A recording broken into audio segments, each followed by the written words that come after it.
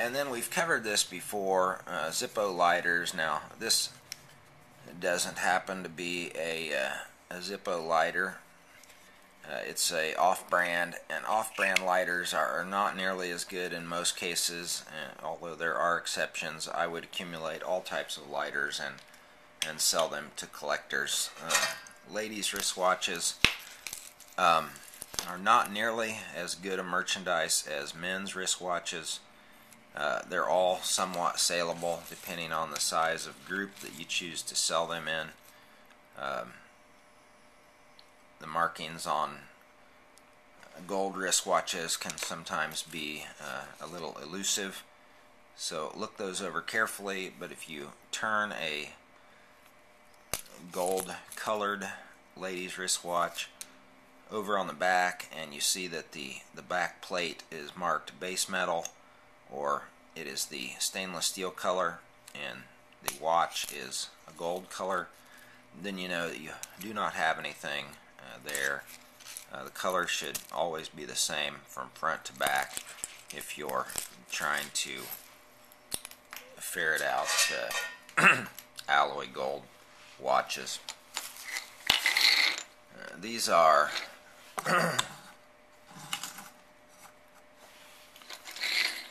some antique horse bridle rosettes. You will find these sometimes that are silver. These are not nearly as collectible as they once were, but they are still worth accumulating and selling, and you find those in junk boxes and just all different types of places. You should watch for these to be marked with Civil War insignia symbolism, Eagles, U.S., of course CSA, etc.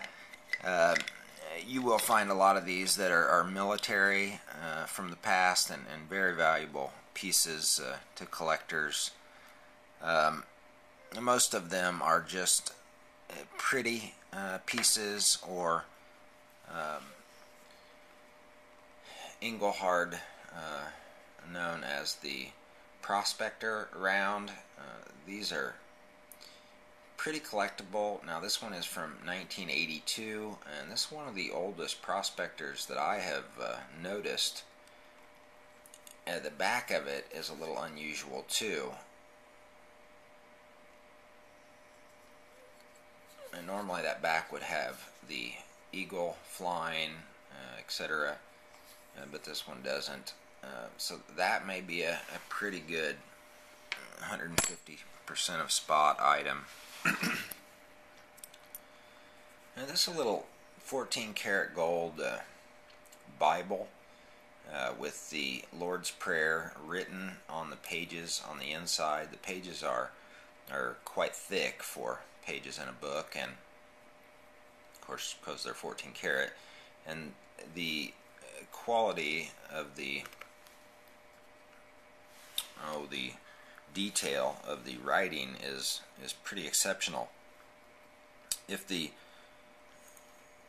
loop on the top of that were missing, then this piece would have no marking, and you would be on your own to decipher its quality signature just by looking at how it was made, with how much craftsmanship went into this piece. It would be a pretty good telltale sign of what you were looking at. So a pretty decent little find there. Would have resaleable value, and may actually have some resaleable value, but the half of the clasp is missing that holds the book shut, so I'm not sure. That may just be scrap. And here he has some miscellaneous souvenir type flatware.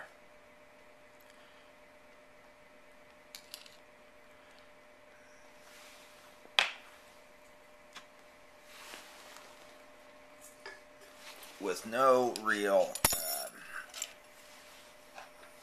silver content identifying markings. The marking is simply a series of initials, and numbers, that does not mean much to me. But by looking at the wear on these pieces, and without going too much farther, I know that I have very low expectations of these because of the wear. Tells me that we're seeing the plating being worn through. It also looks like here that someone has tested this with acid and it's left a discoloration. So he may be talking about little or no value. Silver-plated souvenir spoons sell okay. The souvenir spoons that are sterling also sell okay, but I think you can pick up some of that stuff on eBay or in other markets. Under spot, there's just not a whole lot of interest in them like you think there would be these days, or like there has been in the past. Tiny sterling hollow-ware handles, something like this, you'd probably be talking 1/3 of an ounce.